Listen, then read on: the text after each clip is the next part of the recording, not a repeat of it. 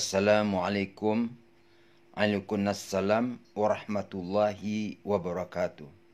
Sabaqal mufarridun.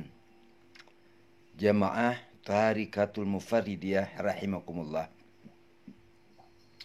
Bertemu lagi kita dalam siaran langsung pada pagi ini, Jumat Mubarak, tanggal 25 Desember 2020.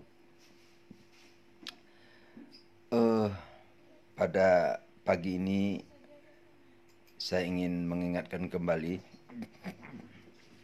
bahwa jalan Tarikatul Mufardiyah ini adalah jalan sufi, adalah jalan tasawuf.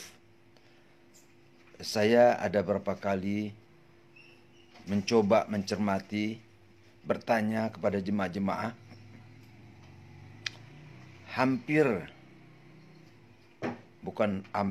banyak sekali yang tidak menyadari atau memahami hal ini.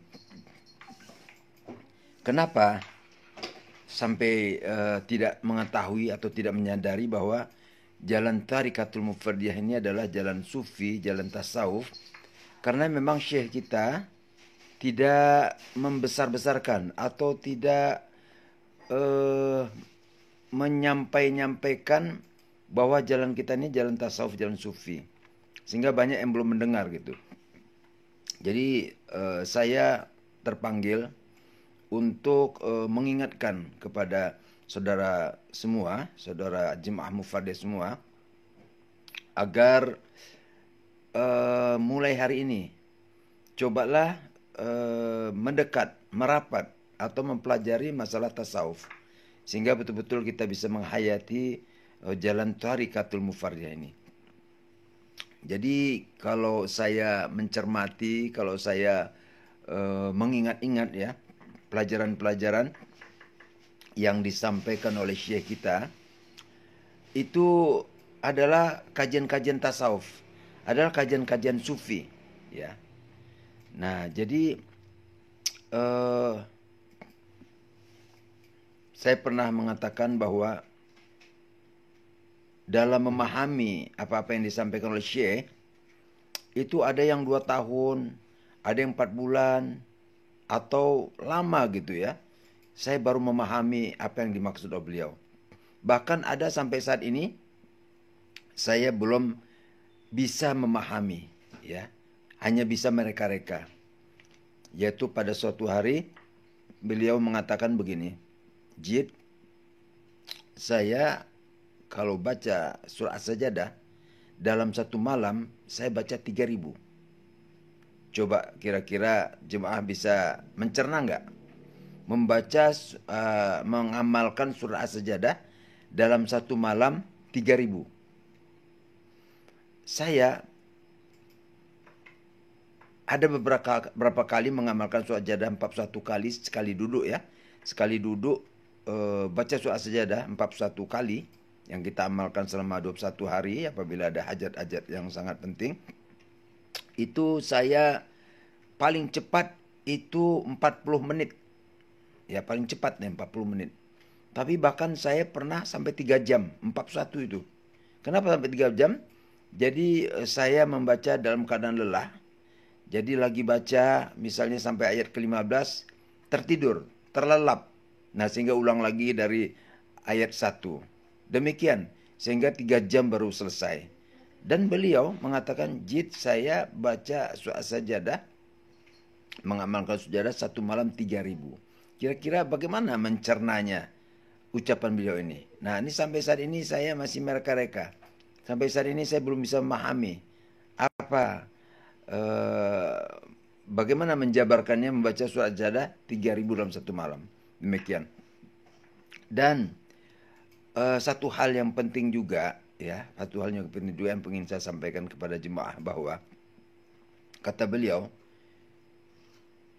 tanda seseorang itu ilmunya sangat tinggi, tanda satu orang ilmunya sangat tinggi, dia sudah tidak mengajar.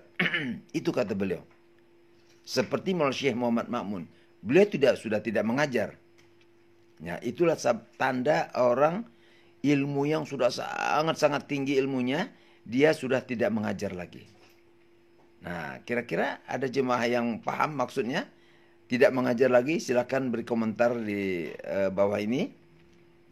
Apa yang jemaah fahami dengan ucapan beliau ini? Bahwa tanda seorang ilmunya sudah sangat tinggi, dia sudah tidak mengajar lagi.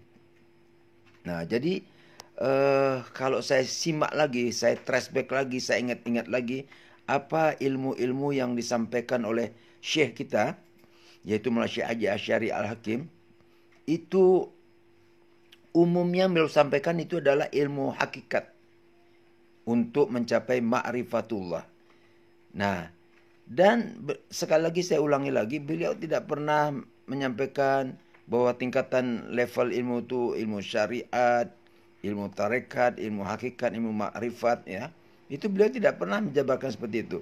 Tetapi setelah saya ingat-ingat apa-apa ilmu yang beliau sampaikan itu semuanya adalah ilmu hakikat, ilmu ma'rifatullah. Nah, dan berkali-kali beliau menyampaikan bahwa jalan kita ini, jalan Mufardiyah ini adalah jalan Khidir, ya. Ada jalan Khidir, adalah jalan Sayyidina Khidir. Itu berkali-kali beliau sampaikan. Nah, jadi kita bisa memahami apa itu jalan Khidir.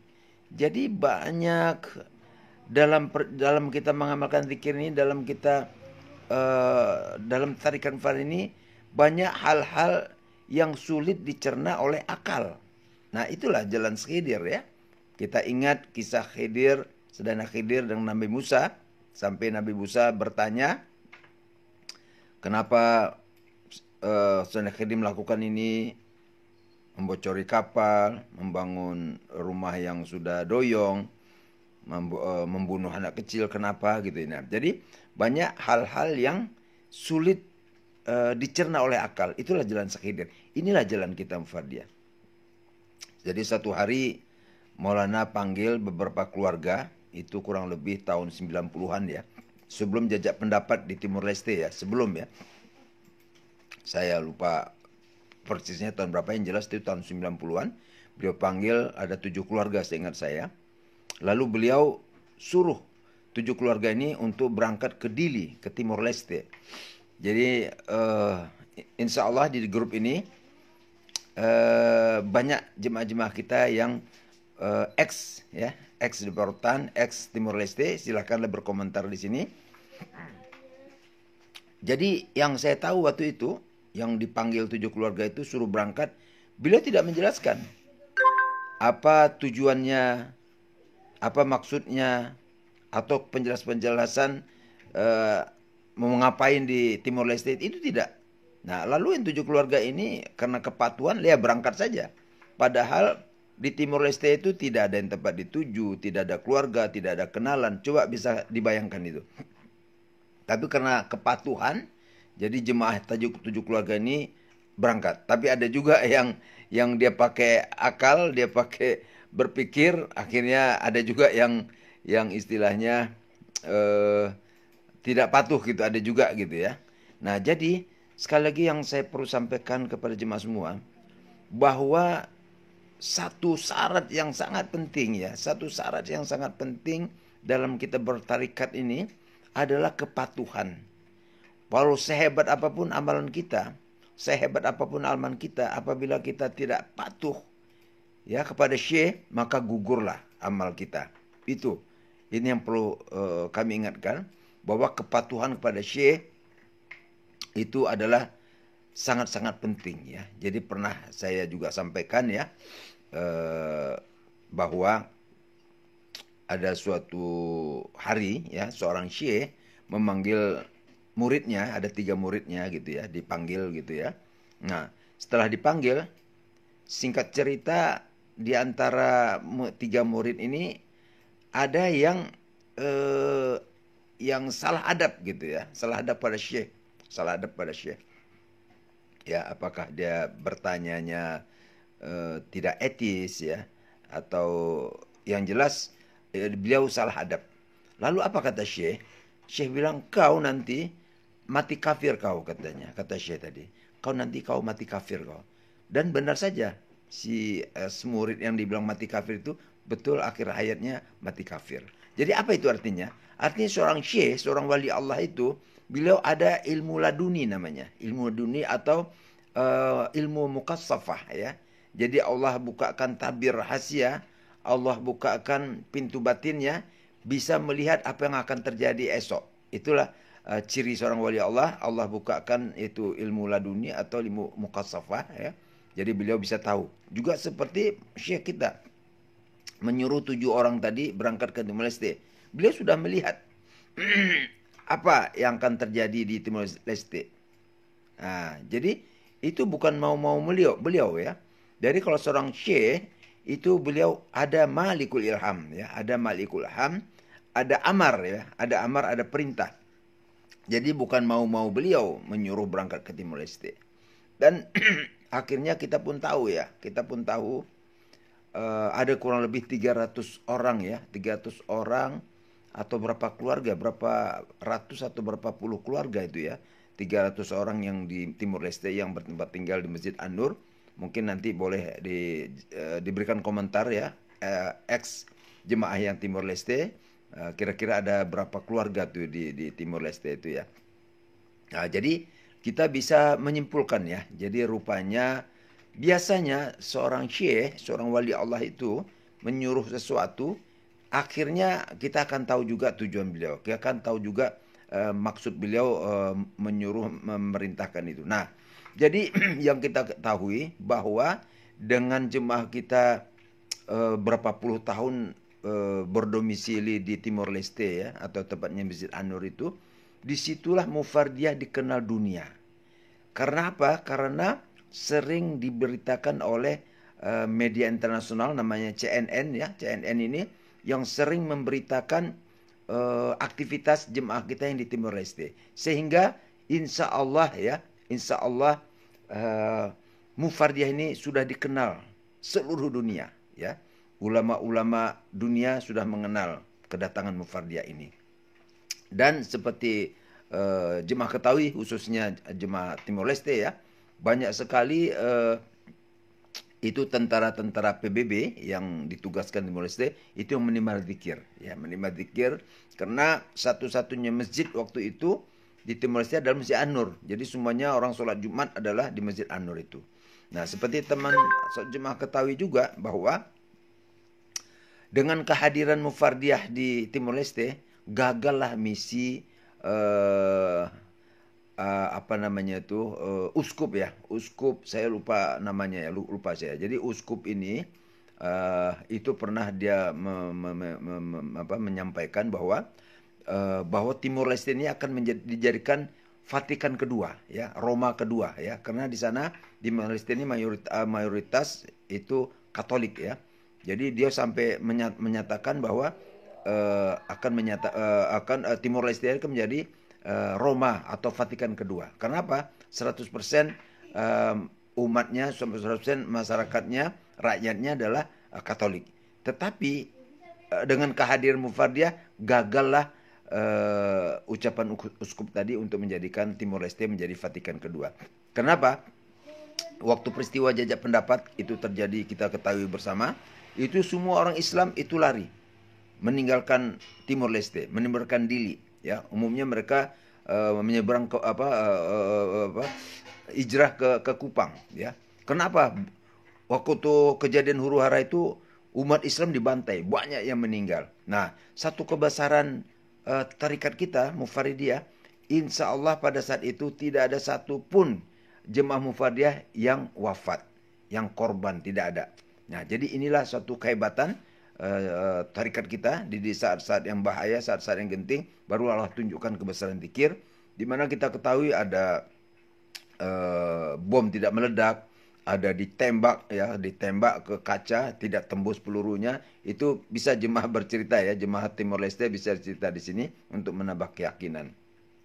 Nah, jadi juga kita tahu pada saat itu Masjid An-Nur sudah siap-siap mau dibakar oleh orang Timor Leste ya. Sudah disiapkan bensinnya segala macam, siap akan dibakar, tiba-tiba datang hujan lebat sehingga gagal mereka untuk membakar Timor Leste. Dan ada juga saya dengar kisah ya, ada sampai ada tentara yang masuk ke masjid pakai sepatu tentara gitu ya. Tiba-tiba sampai di mihrab itu dia bersujud seperti itu ya. Ada pula saya dengar cerita seperti itu. Jadi banyak sekali kisah-kisah yang terjadi di Timor Leste. Jadi bagi kita pengamal zikir ini, apabila diperlukan ya, datang suatu pertolongan Allah, datang keajaiban atau miracle ya, itu banyak jemaah mengalami. Jadi insya Allah ya, saya pribadi pun banyak sekali hal-hal keajaiban dalam kehidupan ini, miracle yang saya hadapi, yang saya alami. Apabila saya ceritakan 7 hari 7 malam tidak habis ya. Dan saya yakin bukan hanya saya, semua jemaah Mufardiyah itu mengalaminya, ya, mengalaminya peristiwa-peristiwa ajaib dalam kehidupan ini, gitu ya. Jadi tidak topik itu dulu yang kita bahas masalah keajaiban, tetapi yang penting mau saya sampaikan di sini bahwa kita ini ahli zikir ini adalah jalan sufi, jalan tasawuf. Jadi saya menyarankan sekurang-kurangnya milikilah kitab Ihya Ulumuddin ya, Ihya Ulumuddin karangan Imam Ghazali ya. Itu insya Allah ya, dengan kita membaca buku itu insya Allah kita bisa lebih paham lagi tentang jalan tasawuf ya. Ada lagi kitab Tanwirul Qulub ya, Tanwirul Qulub. Nah, kalau tuan-tuan misalnya berat untuk membeli, bisa searching ya. Saya sudah ketemu juga ya, nanti saya share di grup ya. Saya ketemu juga kitab Ihya Ulumuddin yang PDF ya, yang jadi kita bisa baca dari atau bisa kita download atau kita print juga bisa ya, nanti saya share ya. Nah, kita bisa juga belajar dari situ. Kitab Tanwirul Qulub pun saya udah pernah ketemu juga PDF-nya ya. Jadi kita bisa, nanti insya Allah saya share ya. Nah, jadi itu next time saya akan menyampaikan ya apa-apa saja ilmu-ilmu yang Syekh sampaikan, yang itu isinya adalah ilmu hakikat, ilmu makrifat. Mungkin sekian dulu yang perlu saya sampaikan. Akhirul kalam, mohon maaf apabila ada yang berlebih yang saya sampaikan. Mohon maaf. Wassalamualaikum warahmatullahi wabarakatuh. Ma'asalamah.